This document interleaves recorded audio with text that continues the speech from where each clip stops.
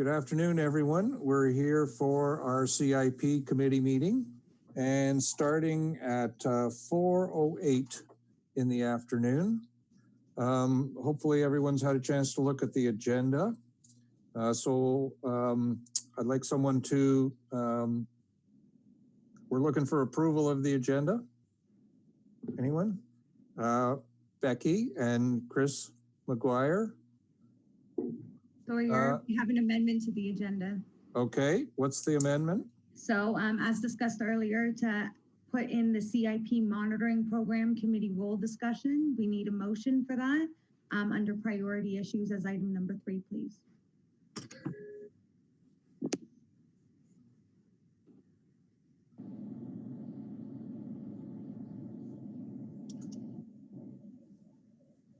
Okay, perfect. Any other items to add outside of roundtable? Okay, we're good. Okay, item number 3,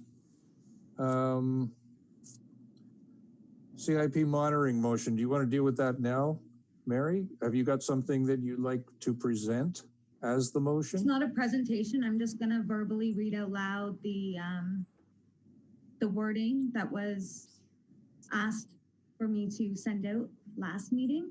Right. We didn't get very much feedback, so I didn't receive a mover and a seconder last meeting, so I'm just gonna try to arrange to get that tonight if possible. Okay, do you want to read it out to us? Do you want me to do it now? Sure. Okay. So the motion says that the Community Improvement Plan Evaluation Committee would like to assist and be consulted on the monitoring program of the Community Improvement Plan, CIP, as prescribed in Section 9 of the CIP. The committee would appreciate assisting with the development of data collection methods, advising on key aspects of the report to ensure ample information is included, and reviewing the monitoring report prior to council presentation. Consultation items may include, but are not limited to, recipient and prospective applicant consultation, creation of an evaluation method for effectiveness of municipal investments, analysis of the application process, and overall recommendations and next steps for the CIP incentive programs.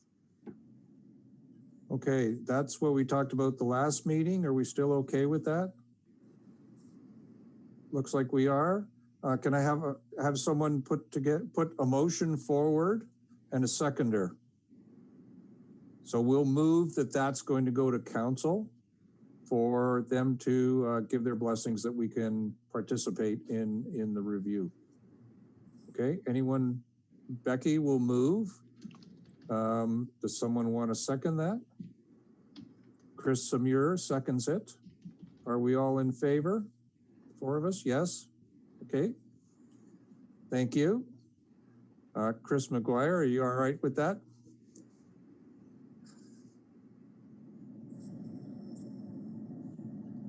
Okay, we're going to move it to council. All right, disclosure of monetary interest. Is there any disclosure of monetary interest today? Excuse Mary? me, we missed the adoption of minutes. Sorry, adoption of the minutes. Can we move and second that one? Chris Amir move. Becky second. All in favor? Yes. Yes, okay, thank you. Priority issues.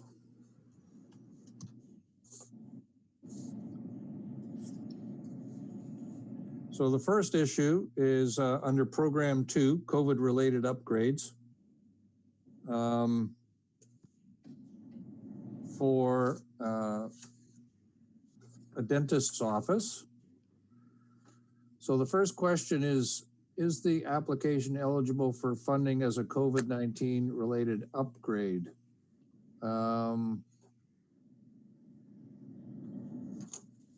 Maybe before we get that, I'd just like to talk about parts of projects that are already completed and whether we should be looking at those. So I know Mary's got some comments on this also. But I was talking to Nikki earlier this morning, and she referred me back to the application for community improvement plan application. This one is from 2018. I'm sure there's other applications from before that because the program started earlier than that. And grant eligibility guidelines. Point number 2, and I'm just going to read it out. No improvements carried out prior to the approval of the application will be eligible for funding. Now, the time that I've been on this committee, we've never approved funding for something that's already been completed.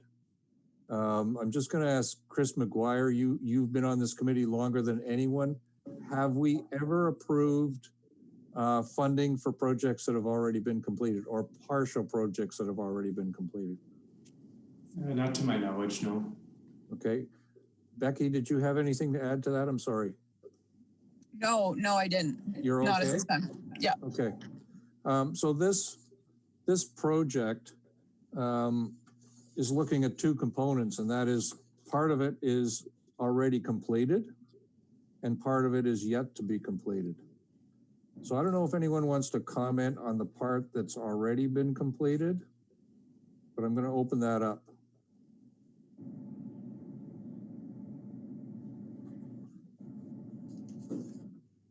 Okay, from my perspective, Chris Samir, did you have something you wanted to put forward? Everybody knows that I'm a firm believer in Program 2, or maybe I'm being a bit sarcastic. So again, I'm not anything to do with Program 2. I have a very negative connotation for profit buildings, for profit businesses. I don't believe we should even be discussing it, but we'll go ahead. We'll carry on as 2 separate items as you wish. Okay, thank you. From my standpoint, anything that's been done already, we shouldn't be looking at. And from my perspective, if we've got a recommendation, that's the way it should be going to council. Are there any objections to that point? Chris McGuire? Not an objection, just I don't know if I froze up or not, but I thought our eligibility criteria limited it to, like, in the pre-screening processes, projects that hadn't been completed yet. Is that a firm requirement, or is that a soft requirement? Well, maybe we'll leave that to Mary and Carl. Is that Mary? So section 8.3, stipulating the general eligibility requirements of the actual CIP policy itself, does not have this requirement. What I would understand then is that because evaluation is at discretion of the committee, that criteria would have come from the committee at some point in the past. So I have reviewed the CIP minutes that I have available over the last 5 years, and I have not been able to find that direction from the committee. So I turned to the resolution index from council, and I haven't been able to find that either. So just so everybody is aware, I reached out to Nikki this afternoon in hopes that she could give me some kind of direction as to where that guiding policy came from. Not saying that the committee is obligated to, by any means, approve a retroactive application funding request. Basically, this made its way through staff's hands into the committee table because I don't have the guiding policy or that direction that I need in my records to stop it from making it through. So I guess my perspective on that would be at the end of the day, the total ask is bigger than the amount that's been delegated authority, that has delegated authority. So if there's a note on whatever report goes to council on this, ultimately they have a choice if they want to take a second look at that larger amount. But I think we've got a pretty strong precedent. Personally, I don't think that the CIP is the best way to be helping businesses with COVID-related expenses, but same kind of boat as Chris Samir, here we are. So let's, let's figure it out. But I definitely, if the work's already been done, the work's already been done. Okay, I joined CIP the first year that it was enacted for a while there. And even at that point, we did not allow any projects that have already been completed to kind of hit the table. And I don't know if council approved it as a package, whether they approved the policy for the CIP, and that included the eligibility document with the application, and that it was all laid out that way. I'm not sure. I'm assuming that it was, but it might not have been. So, Carl? Thanks, Irv. Yeah, so to reiterate what Mary had said, I think there's some good reasons why, as it has always been our practice, that as far as I've seen, that we don't retroactively approve. And I think there's some key reasons for that. One of which, of course, is it's difficult for us to evaluate the overall gain to the community, to the building, and to overall value when something's already been done. It doesn't give us the opportunity to really give a full evaluation. So the reason this went to you here is because it wasn't specifically excluded from what we could tell through any of our review of the existing documents. So it's certainly not a staff recommendation that we retroactively approve anything like that.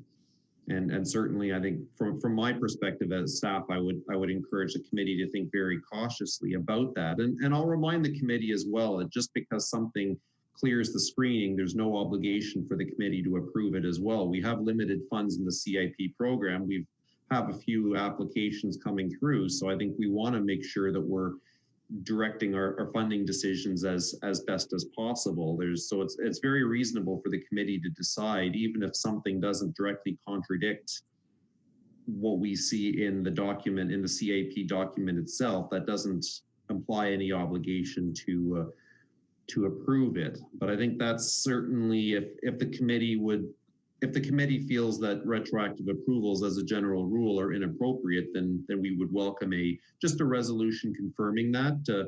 So that would best direct staff as these come forward in the future. Because right now, Mary advises applicants that it's generally not our practice.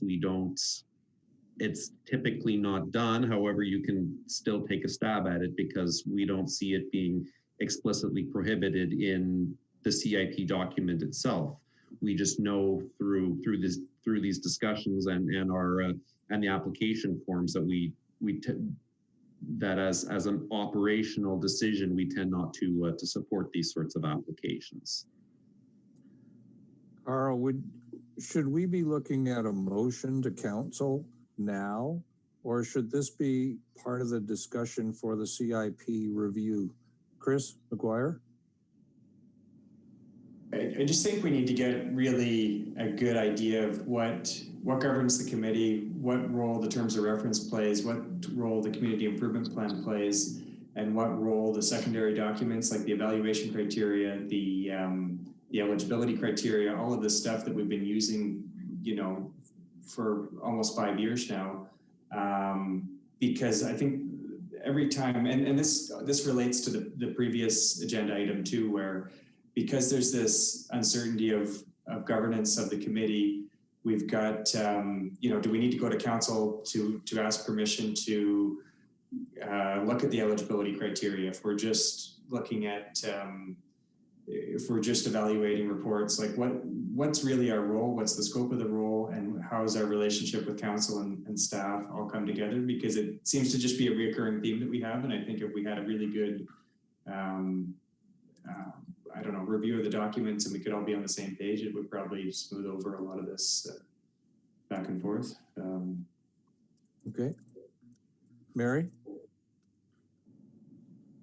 So just how I understand the CIP and whatnot, if the committee decides, because discretion on evaluation of the application is at the discretion, evaluation of the application is at discretion of the CIP committee. So what I would understand is that direction from the committee itself stating that they wouldn't support retroactive approvals should be enough to support that so it no longer comes to the committee table. Carl may need to confirm whether or not I would be correct on that, but I feel that a motion from the committee to say that they would support retroactive approvals in the future would be enough to stop any applications coming forward. Okay, can we look at that as a motion then, that we support the motion that any applications that come forward with work done prior to the application will not be supported by the committee. Are we in agreement on that? Chris McGuire moved. Seconder? Becky? Chris Samir, do you have anything to add to that? No? Are you good? Okay. Can we have a vote there? Are we in agreement? Yes? Are we all in agreement that the motion go forward? Chris McGuire, are you in agreement? Yes. Okay. Yeah, I don't understand the necessity of it when we're getting the, we've already got eligibility criteria. So are all of our eligibility criteria void by this precedent? I'm really confused where we're at as a committee. Yeah. Mary? Yeah, I'm really sorry, Chris. I just wanted to speak to your comment real quick. This is the difficulty with the change in staff. Really, the only thing I have at hand to direct me on how to help administer this policy is the policy itself. And the policy doesn't speak to retroactivity when I've been doing a lot of research of other neighboring CIPs, and that is a typical practice to include that within the policy. And just without that guidance as part of the policy, the only thing else I can refer to is meeting minutes, and I just don't have that information there. So this motion it forms part of the minutes now. It's part of the committee records, and it'll prevent retroactive applications coming forward in the future, as far as I can tell. Okay, Chris Samir? Yeah, we did some renovations at our building in 94 Beckwith, where the optical store is now, and 10 years ago, and I'd like to apply for a grant. We have to make it cut and dry that if you've done the work, you can't apply, or it doesn't go forward. It has to be cut dry. We've discussed this too many times, so I think this motion cleans that right up. Excellent. Okay, we're good to move forward. Mary? I was just going to ask if you wanted me to give an overview of the rest of the application. Sure, that would be great. Okay, so I'll leave the retroactive approval out. So the application is for the property known as 24 to 26 Main Street West. This is for Program 2, which recently undergone changes related to COVID-19 upgrades. So the application is seeking funding for the production and installation of originally 8, but now 6 because of the last motion, floor to ceiling glass doors to enclose hygiene and dental treatment rooms. So this is being treated as an application under Program 2 for COVID-19 related improvements, as the regulating body for hygienists and dentists in Ontario are requiring these upgrades in order for the dental office to treat patients. So according to the information we've received, the doors vary in size and cost due to the location and size of the area that's to be covered that's within the building. So we're aware that 2 of these doors have already been put in, and we've already determined that the committee will not support that. As for the remaining 5 hygiene treatment rooms and 1 dental treatment room, the glass doors are quoted at a cost of $7,640.28 before applicable taxes, being eligible for a grant of up to $3,800.14. So this grant is under the $4,000 threshold council recently approved delegated approval authority to staff for.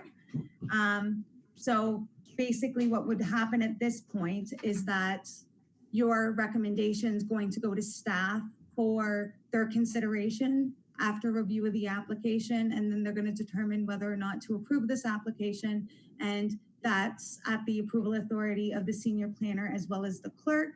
So the committee should also be advised that this application has been vetted in accordance with Section 8.3 general eligibility requirements of the CIP. So that includes any outstanding accounts, work orders, and bylaw contraventions. So staff recognize the evaluation matrix typically used for Program 2 applications is not applicable with the intent of using the program for COVID-19 related upgrades.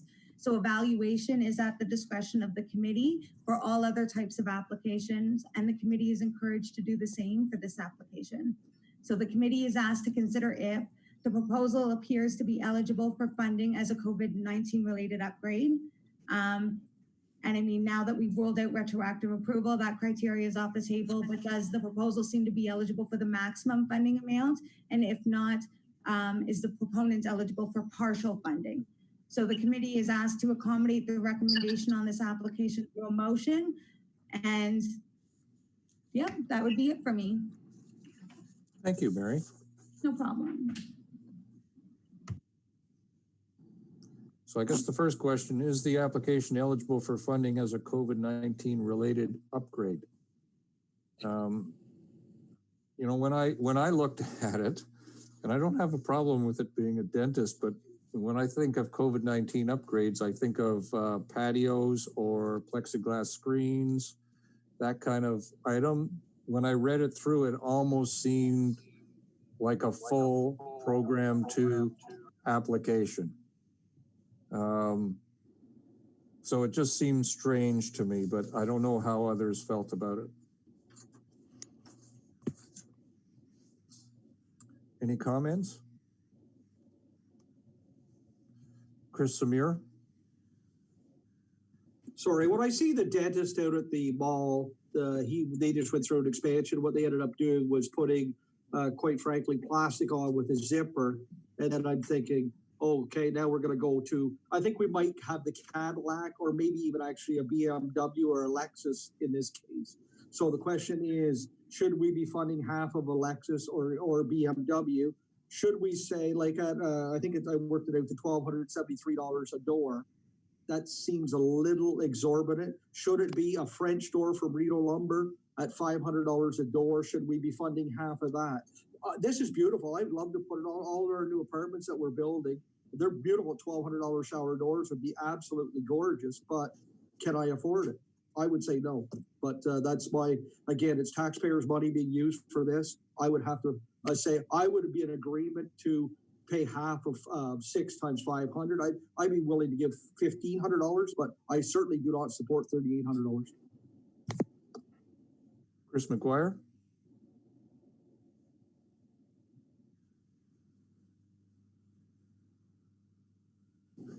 Thanks, sir. Getting the mute off. Yeah, I don't, I think my comments on using the CIP for this kind of relief to businesses is on the record. At the last council meeting, we talked about it. I think just the fact that we're eliminating a significant portion of the ask because it's already been done because they had to get back to work shows that I don't think the CIP is a fast enough mechanism to give people the support they need. And I really don't know, we don't have any direction on what the quality of the interior renovation would be or what the, what kind of building materials should be used. Should it be a temporary renovation for COVID or a permanent? But the direction from council was to evaluate these applications. This application seems in line with the professional standards that the Canadian Dental Association has put out. So based on that, I would support it, but acknowledging that it's just, we're kind of in a tight position here and it's not what we've been put together to do. Usually we're doing community improvement, downtown revitalization. So. Okay, Becky? I just wanted to say that, like, for the record, I feel like while the CIP was definitely not designed for these purposes, nobody was prepared for COVID-19, and this is definitely an opportunity we're seeing a lot of our neighbors to shift their CIP program to support businesses during this very difficult time. And within the CIP area, I think it's important to help any of the businesses that we can within the context of the CIP regulations, because otherwise they won't exist. That's it. Okay, thank you. I'm going to ask Mary and Carl, does this application fall within the context of what council is asking us to do and to move forward that way? Mary? So when this was presented to council, we were leading on COVID-related upgrades. So that did include plexiglass, hand sanitizer stations. There wasn't a list that was prepared of exactly what was eligible. Staff are proceeding on this as a COVID-19 related application because this is required from the dentist and hygienist regulating body in order for them to open and treat these patients in their office. So that's what we're proceeding on. It was really hard to identify at time of presenting this proposal of changes to Program 2 for COVID-19 related upgrades. It was really hard at that time to anticipate what kind of proposals would be coming forward. I mean, plexiglass and hand sanitizing stations and signage seem like the bulk of it, but the reality of it is that every business needs different requirements to open. And in this case, they have a regulating body that's telling them what's required. Okay, thank you. Chris, Samira? Note that the Canadian Dental Association told them that they had to put in these expensive shower doors. I think plastic, anything else would have been fine. It's the Cadillac, and I'm certainly not going to support a Cadillac. So, Okay.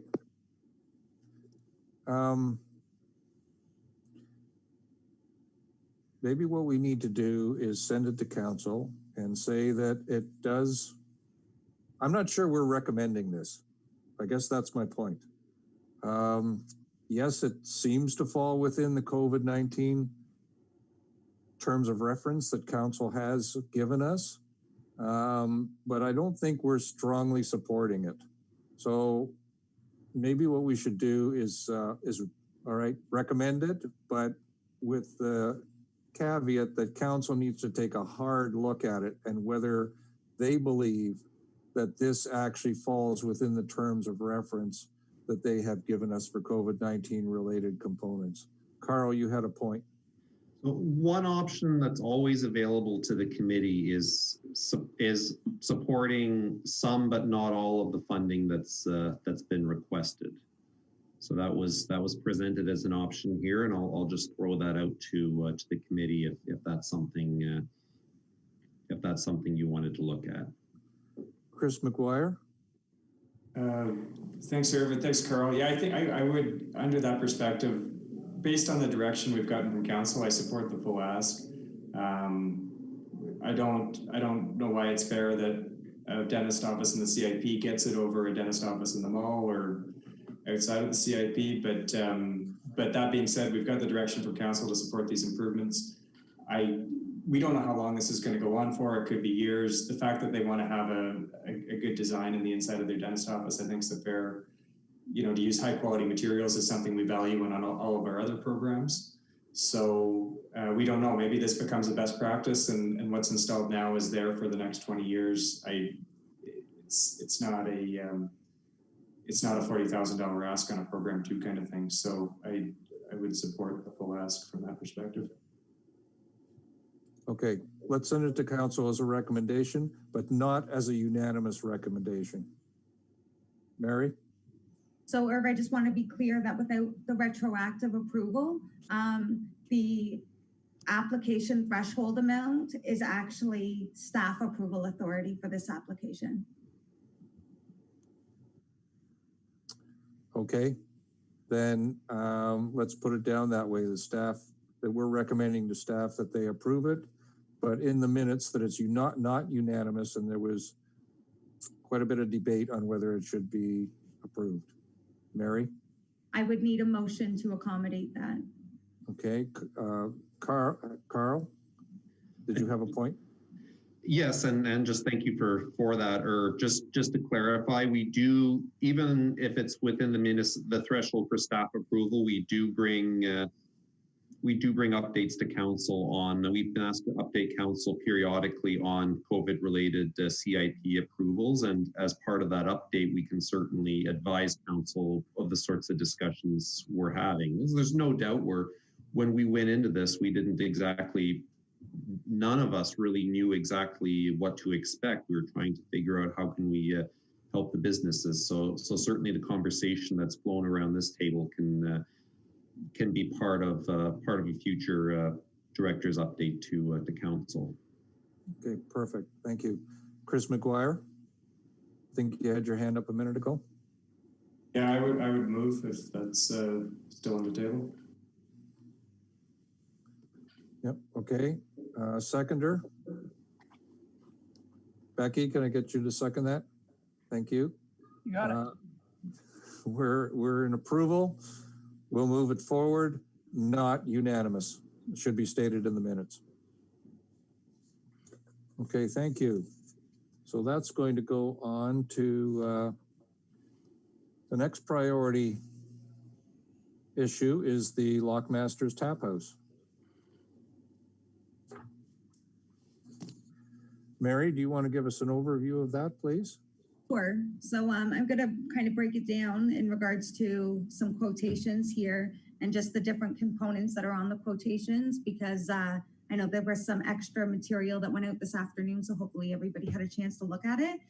So this is for the property known as 28 to 32 Beckwith Street South, right there before in front of the falls before you get onto the bridge there.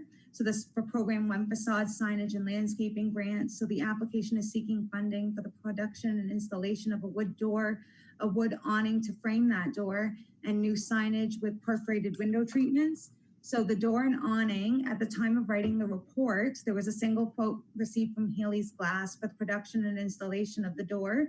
This quotation represented an overall cost of $5,541.46 before applicable taxes. So as previously indicated, this quotation was supplied for comparison purposes only. The applicant has now indicated he will be retaining a contractor named Handcrafted Log and Timber Construction to complete the work for not only the door, but the awning as well. This is the same contractor that was retained for the interior renovations on the pub. So this is to ensure that there would be a consistent design throughout the entire restaurant. So the awning's supposed to frame the perimeter except for the bottom of the door and will project roughly 30 inches at the top where the truss is going to be. So that 30-inch projection is required to be a minimum 8.5 feet from the finished grade to accommodate snow removal. The applicant's aware of that and is willing to accommodate.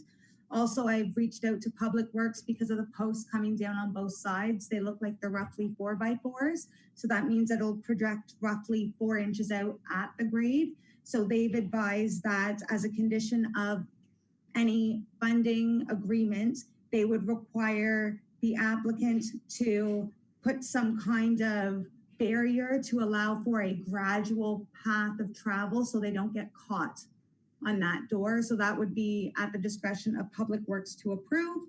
So this quotation from the Handcrafted Log and Timber Construction that you received this afternoon demonstrates a lower cost for both of these components of $5,309.73. So staff are going to acknowledge that only one quote was received for the awning. The applicant advised that although it seems that many contractors could do the design, he wants to use this contractor in particular just for that consistency because of that rustic wood look that he's looking for. Mary, is that the same contractor that's working on the inside? It is the same contractor that's working on the inside. So I guess there was a lot of work done to some of the wood beams that are on the interior right now. So he was hoping to get me a picture, but it's kind of this rustic, beaten up, stained wood style. It's very so he's looking for consistency with the inside and the outside. Exactly. So the same style door, and it would be the same style wood for the awning itself. Mary, that's why we won't receive the one quote for the awning. That door, is it disabled accessible? Is the width? So I'm going to call it more accessible. It hasn't been confirmed accessible. It is wider though, and it is proposed at grade. Chris Samir? And we are putting handicap operators on it to allow handicapped people to enter it, or? I haven't received that information. Okay, Chris McGuire? I had a chance to talk with the owner today and to ask that question, and the answer I got was that because of the style of brick on that opening space, it would be difficult to wire difficult to put the wiring in for the push button. So they're not going for full accessibility with this, but it is a wider door, so it's more accessible, as Mary stated. Okay, thank you, Chris Samir. They have they have wireless versions of that, so I don't buy that at all. And I think that's something where the, I think they're very open to suggestions on that, and maybe it's just a matter of making them aware of what's possible, Okay, Chris Samir? If we're going to give public money, we've certainly got to look at being handicap accessible. That would be like, that should be wrong otherwise. Okay, Mary, anything to add from your notes Not on to the door and and the the awning, but yeah. Yeah, I know the signage is coming. Yep. Okay, go ahead. Okay, yep. So the new signage and perforated window treatments, So a single quote has been provided for this. It shows an overall cost of $11,436 for the signage by itself. So at the time of writing of the report, a rendering for the sign had not been received, but later this afternoon, the proponent had provided an example demonstrating his vision for the signage. So the example was the rendering though was supplied this afternoon, and it featured light colored lettering on a black background, and it will be made of aluminum composite. So due to the existing width and length of the building ribbon, so to say, that this sign would be located on, the committee can expect 2 lines of lettering instead of 1 that the example is demonstrating. So a single signage quote appears to be procedurally acceptable, which is why this is in front of you with only 1 quote. Just using recently approved application, CIP application 1905 for Boomtown and CIP application 2001 for Michelle Doorway to Splendor would be good examples. They've been approved within the last year. So also within that same quotation though, they included the perforated window treatments and frost design for the street access window, as well as the window that's going to be on the new door. So this added an additional cost of $1,275. So if the committee accepts the quotations that have been received, it shows an overall improvement cost of $18,020.73, which allows for a maximum eligible funding amount of $9,010.37. So the committee should also be noted that this was fully vetted with section 8.3 general eligibility criteria that includes outstanding accounts, work orders, and bylaw contraventions. So the committee is being asked to consider if more information is needed, and if so, specifics of what information the committee is looking for. If the proposal meets the goals of the CIP design guidelines for the downtown core, and if the committee feels the application is eligible for some or all of the requested funding. Okay, thank you. Mary, do we have a length for this sign? The length, do we have a length? We have a length, but there is a very clear, I call it a ribbon, that area between just above the door and the upper level. It's kind of like clear signage ribbon that they explain in the downtown core design guidelines. It's meant to fill that section. Okay, I think in the evaluation, we talk about that the sign should not exceed more than 90% of the storefront width. Do we know whether it does or doesn't? Becky, do you have any information? Yeah, I was going to add that's what I would like to see, like very specifically. I think this is a really important building.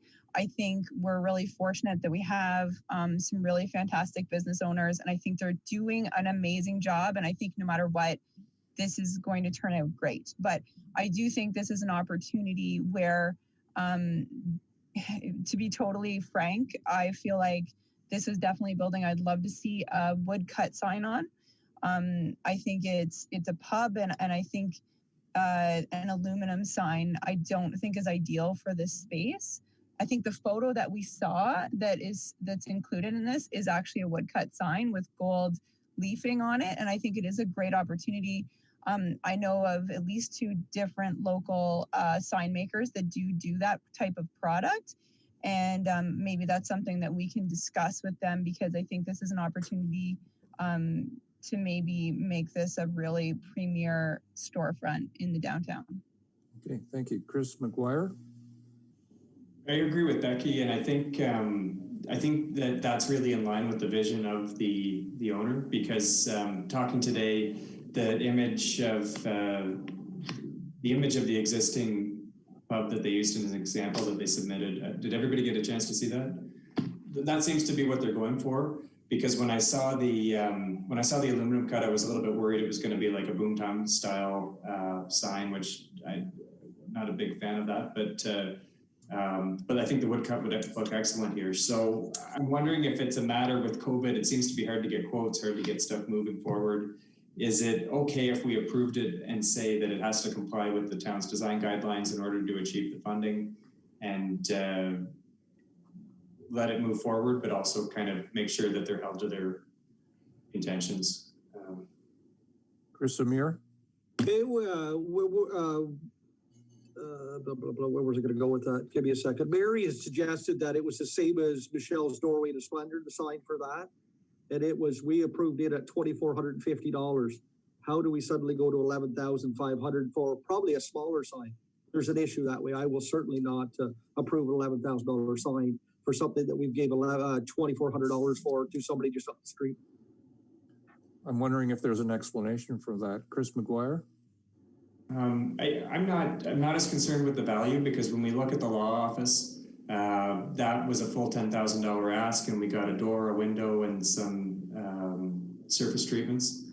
When we look at what's going on here, we're getting the gooseneck lighting, a new sign, a new door with a pedestrian engagement feature, and we're getting frosting on the glass. So I think we're getting good value all in. I think overall what they're spending during this renovation is going to be well over the 20,000. So maybe correct me if I'm wrong, Mary, with the numbers, but it's just compared to previous projects we've got. I don't think Michelle's Doorway to Splendor is the one to compare it to. I think it's there's other ones that are more apples to apples.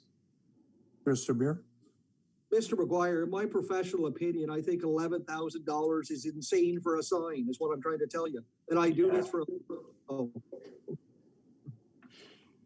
I don't disagree. The thing is I don't think they're going with an aluminum cut sign based on what they're giving us for examples, because the example of that starlight or whatever it is a wood cut sign. So they're going to get reimbursed based on the invoice that they submit to staff and go from there. So maybe it's that we don't have enough information. We need a mock-up. We need more quotes. But I think that's where we stand. We don't have enough information. We've talked about the door and whether it should be disabled access. We've talked about the sign, and then they've got it quoted as aluminum with quite a high price. We're talking about a wooden sign.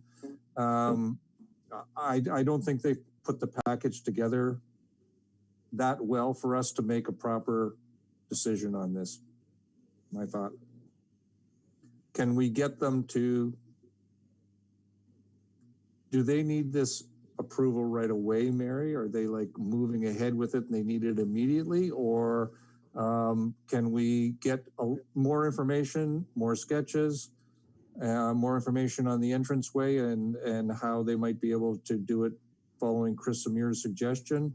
More information on the sign and confirming that they would do it in wood, not just saying in the application that's aluminum. And we think I did ask the proponent for a second sign quote. He wasn't able to obtain one in time for this meeting, but that was my first thought as well. Due to the price, we should have a second one just to make just for comparison purposes for you guys. My understanding though is that things are moving relatively quickly on the site. I don't know what the inside looks like now, but 2 weeks ago they were trying to finish it up on the inside so that they could move on to what needed to be done on the outdoors. So I'm not exactly sure how quickly they're moving, but I understand that there may be a little bit of a time crunch on this. Chris Amir? as a compromise, I'd be willing to accept the door quote the way it is for sure, like the $5,300. I'd have no issue. And then we could add this as a second part of the sign once it becomes a realistic number. I would have no issue with that whatsoever. With the door quote, would we be looking for handicap access? I would for that department to tell us that, actually, quite frankly. Okay. Chris McGuire, I think you had your hand up. Yeah, I was just wondering, could we throw everything in together except the sign and get that stamped today? And then it gives them as much, you know, they can move forward as much as they can, and they can bring the sign to the next meeting in September. Is that reasonable for everyone? Mary, did you have a point? So he can't open up another funding agreement. Well, one's open. So if we want to bring forward the signage in September, we would have to open and close the agreement for the door and awning, as well as the perforated window treatment before we're able to open up a new agreement for the signage by itself. So that's kind of the way it's been working procedurally. Okay, Becky? Would we be able to do another short meeting in a short period of time to, if they're able to turn around a few more quotes for the signage, and Mary and I are able to give them some support with that? Okay, that possible? at the moment, we do have a special meeting coming up, and I think we're going to discuss that shortly. If we continue with that special meeting, would it be appropriate to bring it back at that point? Are we okay with that? Chris McGuire, yes. Becky, yes. Chris Amir, you okay with that? Yep, okay. So maybe we could suggest that, because I think we do need more information. And maybe they could find out if they need handicap accessibility at the same time from the building department. I agree. Chris McGuire? Sorry, yeah, that was my comment too. Okay, good. Carl? Sorry, you're on mute. All right. Just to confirm, is the committee looking for renders of the proposed sign as well? I think that would be a good idea. They're supposed to give us renders. Okay, thank you. Okay, sorry, Becky, did you have your hand up? No. You're good? Okay, let's get back to them on those points and see if we can come up with something. Mary? So just to confirm, the committee would like to see a wood sign. You would like to see renders of that sign as well as a new quotation for that sign. Exactly. And they should include the gooseneck lighting. It certainly doesn't show up in anybody's quote there either. So they might want to add that to the quote also. I agree. We should look at stipulating that because that would go with the building. Agreed. Okay. And the door, Mary. Disabled access, we need to get them to check on that. Okay. Correspondence items. None identified, so we'll go right to the round table. And I think Chris, Mary, and I have been talking about Program 4, what we want to do at the special meeting briefly. But I think, Mary, maybe you could bring that forward right now for a little bit of a discussion. So would you like me to debrief on the memo that I had released back in July, I want to say? I guess just an idea of what we want to do at the special meeting. Why are we having a special meeting? Why do we need one? What do we expect to get from that? Just kind of move that ahead. Chris McGuire, you had your hand up before I get Mary to answer that. You've got any points to add? Yeah, no, just those are the questions that I'd like to know more information on versus going over the report. I don't know. I don't think we're ready to discuss the report tonight, so it's probably not worth. Yeah. Okay, so after plenty of discussion with other committee members, we anticipate that we would be bringing forward a different memo than what was already released with a recommendation from staff to appoint a subcommittee to conduct a thorough review of the application and to get maybe a thorough understanding of Program 4, because I am understanding that there's quite a bit of questions around the committee table as to what that looks like and how it's administered. And it's not just the ones in front of me, but I know that both Karen and Janet, who are away, have been asking some questions as well. So essentially what we were hoping to do was to allow the committee to discuss items of consideration during our special meeting so that when a subcommittee's appointed, then they have those items of consideration and that they can include them in the review. And then from the subcommittee, I'm envisioning that the subcommittee would come up with a few recommendations to the committee as to what the approval should look like so that they could formulate their own recommendation, whether it being one of the ones that the subcommittee developed or one of them that has been modified to take to council for their review and approval. Okay, Mary, did you check that we're able to form a subcommittee? So yes, we did check. And as long as that direction comes from the committee, we are able to form a subcommittee to conduct the review of this application. Okay, this is Chris Amir. Are we talking about the Reno Hotel specifically on this? Is that what we're talking about? Is Yes. it not of our pay grade anyway. It's got to go to council. It's such a large price tag. I'm not sure that we should even waste our breath discussing it. It's going to be what council feels anyway. We talked about that we got overturned. I don't know what was the last time that we got for a $10,000 item or whatever. I think that it's way above our pay grade. Well, I think we've been asked to look at it as a committee, but Mary, any comment on that? So my only comment would be that in the terms of reference, the committee's asked to evaluate all CIP applications. So it wouldn't be able to skip this step. The committee would still need to evaluate it in some form, whether thoroughly that's being proposed or moderately, however they so feel to. It's a very complicated issue, and we're missing two of our members today, who we need. Janet as treasurer, we need her definitely involved in this. So let's continue with our special meeting. Carl?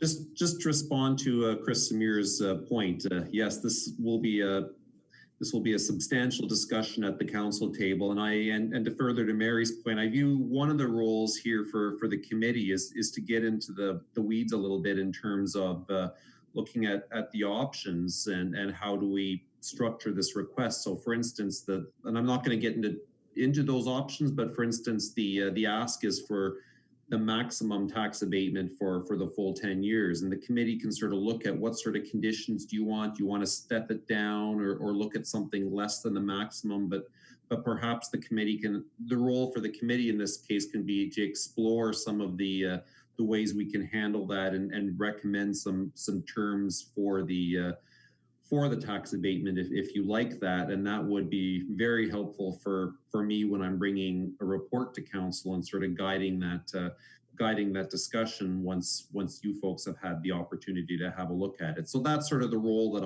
I envision the committee on this. This is a unique application. It's precedent setting for all of us, but it'll be a very interesting and very substantial discussion as it moves forward. Chris McGuire? So if back to your original questions, the real purpose of this special meeting is just to form the subcommittee, or it's beyond that? What's the scope of the 26th meeting? Mary? So just taking from meeting minutes as well as today's discussion as well, I'm anticipating program 4 discussion on Hotel Rideau. Hopefully program 1, if Ken's able to get me that second quote for the steel railings that we were discussing. We're supposed to be discussing data collection for the CIP monitoring program. And now we've also discussed putting on Lockmaster's Tap House application on that as well. Hey, Chris McGuire? So my perspective is I'm not comfortable having a discussion on Rideau Hotel program 4. If we're forming a subcommittee, we've got to give them the time to review it, to come up with some recommendations and come back to the committee. And I don't think 2 weeks is enough time to expect that to get done. So I just, I've got no issues with having a meeting, but I want to make sure that scope is well defined so we don't get down the rabbit hole. Yeah, Mary? Mary?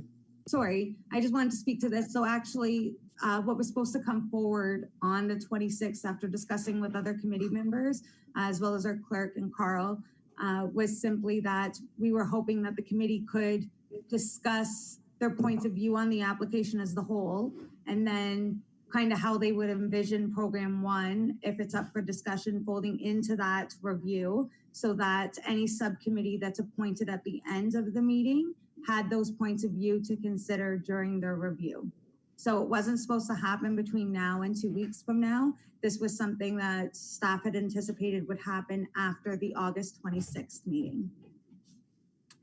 In case that provides any clarification for you, Chris. Okay, thanks, Mary. Thanks, Mary. Okay, so I think we do have quite an agenda for the special committee meeting, kind of panning out right now. So let's continue to hold it. The next meeting will be August the 26th at 4 o'clock. And we have 2 members missing today, and we need them there for the discussion. And if they're interested in sitting on the subcommittee, we need their comments on that also. So everybody who's here, maybe think about whether you want to sit on the subcommittee and try and move this forward, and then look at options and bring that back to our regular committee meeting at a future date. Okay. All right, roundtable. Chris Samura, anything to add? Actually, I have nothing to add today, so that's something new. So. Okay, thank you. Chris McGuire, anything? Think today. Okay, Becky? Nope. Nope. Mary? Nope. Carl? No, I'm good. Thank you. Okay. I'll thank everybody for their participation today, and thank you very much. And we'll see you on the 26th. So thank you. Take care.